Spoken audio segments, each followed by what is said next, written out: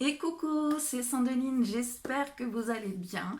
Aujourd'hui, on va parler des cartes inversées. Faut-il les lire ou pas? Telle est la question.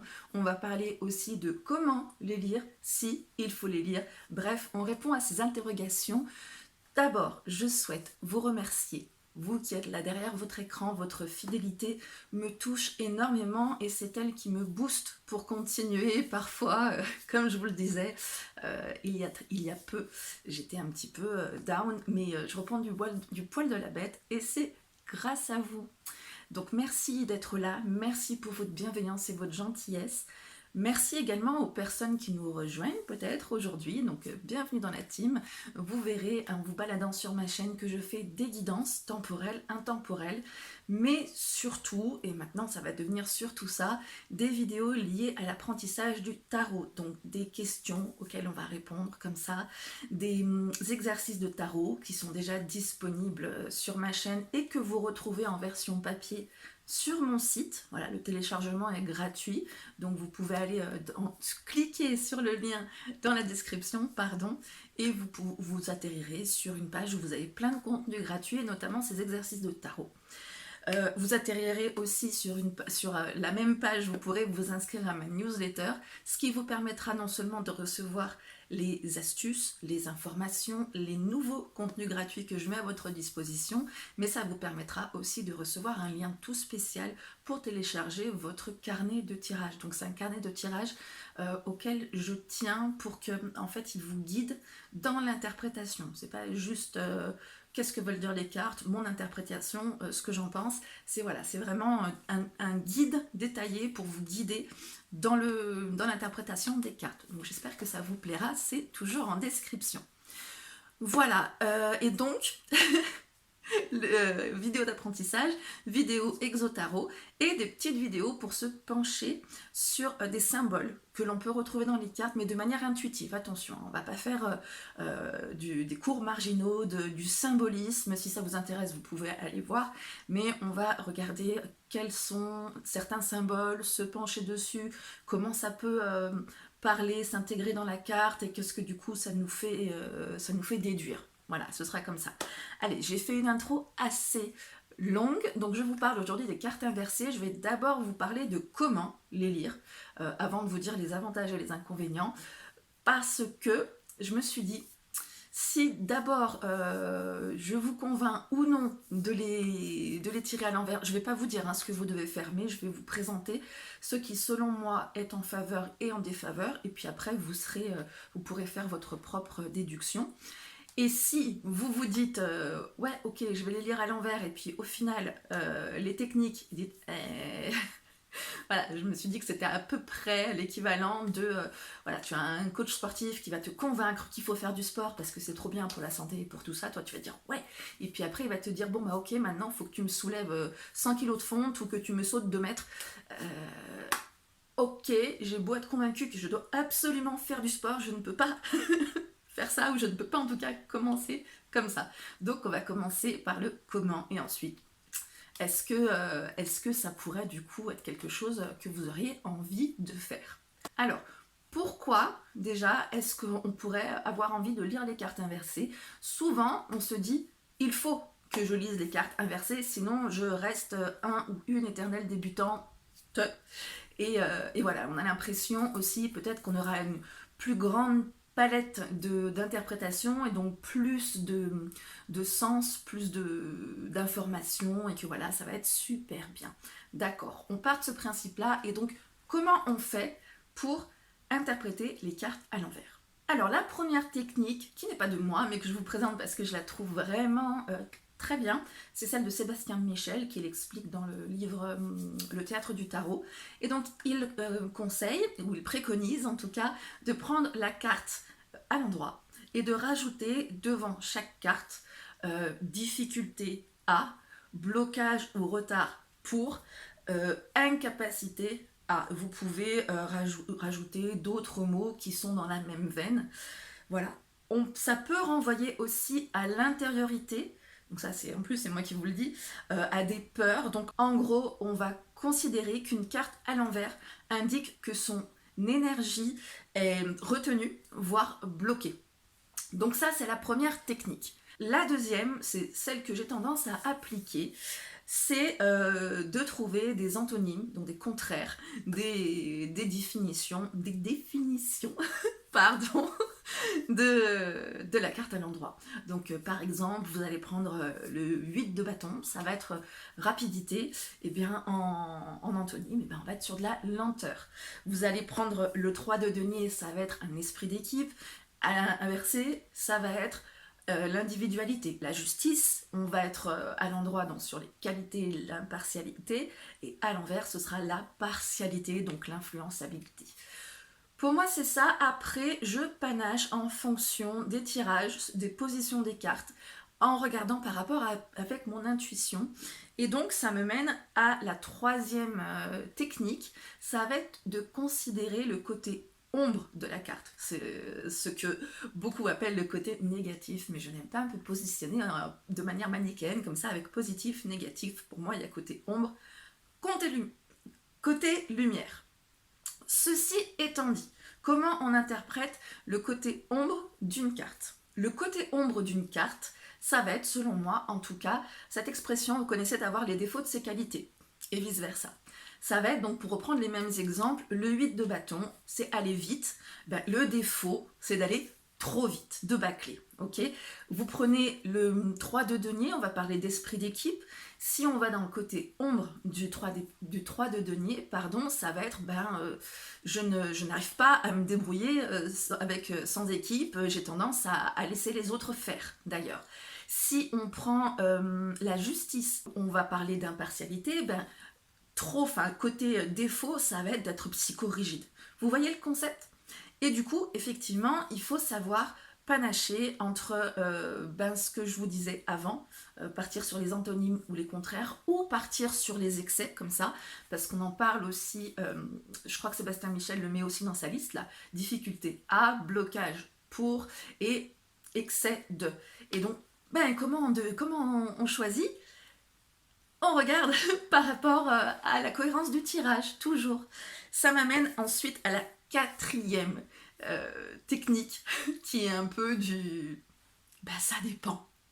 C'est une technique que... Alors, mon amie Annie Leblond sur Tarosphère, je pense que vous connaissez le site, si ce n'est pas le cas, je vous invite à aller le voir, il est très très bien fait. Elle vous donne 3 étapes pour lire les cartes à l'envers. La première, ça va être d'interpréter la carte à l'endroit. D'accord? La deuxième, ça va être un peu comme je fais, comme font les gens qui tirent la carte, qui lisent les cartes à l'envers, pardon, ça va être de définir en fonction du contexte si c'est plus cohérent qu'on définisse un blocage, une difficulté, une incapacité, une peur de, un excès de, et ensuite, troisième étape, on lit la carte à l'envers. Vous allez me dire, ça vous avance bien. Et oui, c'est toute la difficulté de lire les cartes inversées. Et c'est ce qui pose problème en général, de se dire, mais comment je la lis là, comment je la lis pas, est-ce qu'il faut pas, parce qu'on voit des personnes qui les lisent inversées, il y en a qui les lisent pas du tout inversées, il y en a qui le font au feeling. Moi-même, je lis la plupart du temps les cartes à l'endroit et ça me prend parfois de les lire inversées. Voilà, c'est pas souvent quand même, hein. Parce que de mon point de vue, je considère les choses suivantes, et vous allez me dire ensuite ce que vous en pensez. Je considère que c'est vrai que quand on lit les cartes inversées, on a un bel éventail d'interprétations, mais tue le trop. Vous voyez ce que je veux dire? On va avoir 78 cartes du tarot. Si vous prenez la carte inversée, ça va vous en faire 2 fois plus. Si vous prenez la carte en termes de blocage ça va vous en faire 3 fois plus. En termes d'excès 4 fois plus. Vous allez avoir un nombre considérable de définition et de signification par rapport à vos cartes. Alors que j'aurais tendance à me dire que comment vous dire, pour moi ce sont les guides qui me parlent, donc après c'est vous voyez comment vous l'appelez, mais là-haut en tout cas je considère qu'on vous parle avec votre langage, d'accord? Donc on va je pense que si vous ne lisez les cartes qu'à l'endroit, on va pas bloquer le message qui est pour vous parce qu'il aurait fallu le lire à l'envers. Vous voyez ce que je veux dire? Le 3 de denier, ça veut dire travail d'équipe. Ok, ça c'est la signification qui a été décidée. On ne sait pas par qui finalement, mais c'est vrai que l'image on prête plutôt à cette signification-là. Mais si pour vous ça veut dire saucisse purée, mais c'est saucisse purée. Alors je sais, l'exemple est un petit peu exagéré parce qu'en vrai il n'y a aucune carte qui dit saucisse purée, hein. Peut-être en petit Lenormand, mais pas en tarot. Mais vous comprenez le principe. La deuxième chose que c'est lié, mais je pense aussi qu'on a quand même assez de 78 cartes pour pouvoir interpréter un tirage et aborder n'importe quelle situation, n'importe quel domaine. On a des cartes qui veulent dire une chose et d'autres cartes qui veulent dire leur contraire. Hein, on va reprendre sur rapidité, lenteur. Vous avez le chariot qui parle de rapidité, d'avancée. Bon, c'est pas aussi simple que ça en vrai, mais je ne vais pas rentrer dans les descriptions approfondies des cartes. Mais bon, partons sur le chariot, l'avancée, le triomphe, etc. Eh bien, on va avoir le pendu d'un autre côté, qui va parler de blocage, de retenue, de ne pas avancer, justement. Vous avez aussi, on parle du 4 de denier. Le 4 de denier, c'est de rester un peu sur ses positions, c'est d'épargner, c'est limite la radinerie. Et puis on a de l'autre côté le 6 de denier, qui parle de générosité, d'ouverture, etc. Pas que non plus, hein. Mais bon, ça c'est une autre chose d'étudier la signification des cartes. Donc ça, pour moi, c'est la première, deuxième chose, les deux étant liés. La troisième chose, pour moi, encore une fois, hein, c'est moi qui fais la vidéo, hein, donc il va falloir vous contenter de mon avis, c'est que ça pose plusieurs problèmes techniques. Le premier, ça va être de se demander si vous avez un consultant ou une consultante en face de vous, à l'envers pour qui? Les cartes, parce que bon, elle est en face, hein, on est d'accord.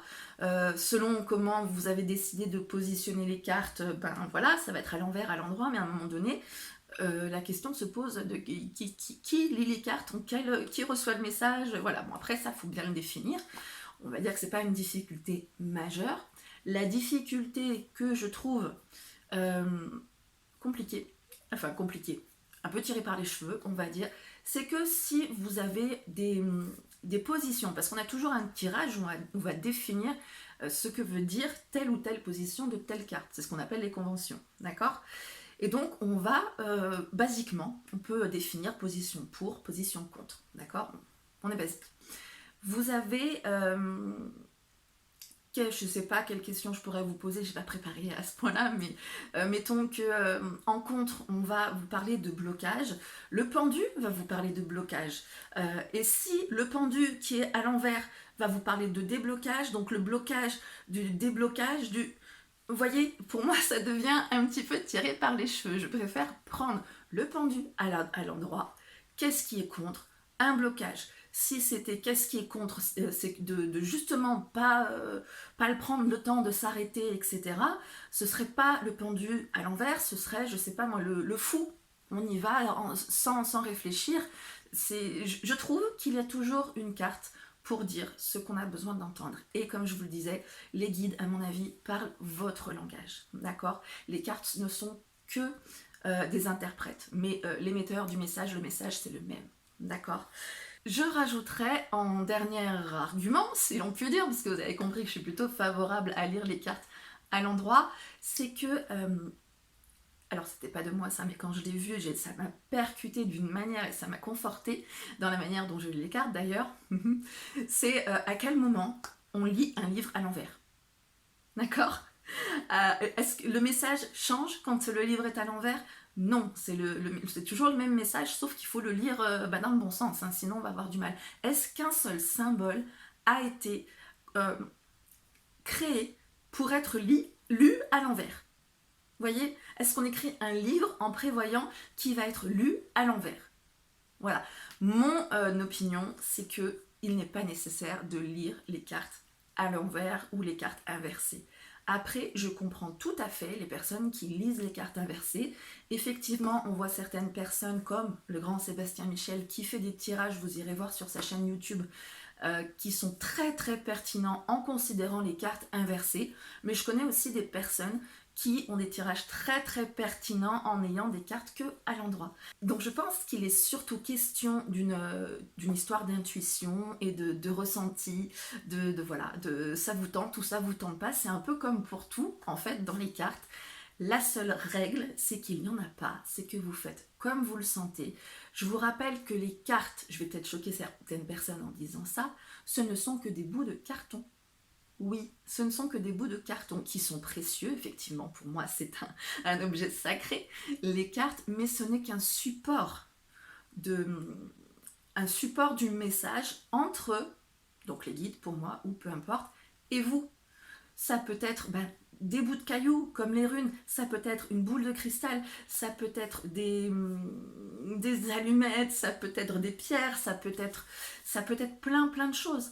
Mais à chaque fois, ce n'est qu'un support. C'est ce que vous en faites, votre utilisation, l'énergie que vous insufflez dedans et que vous transmettez qui est importante.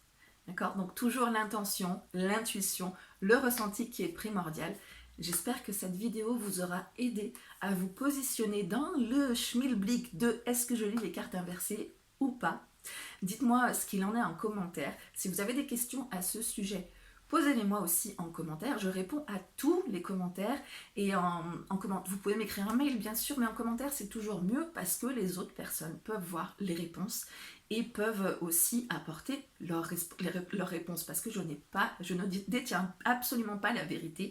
Donc voilà, je vous donne ma réponse, mais il y en a plein d'autres aussi.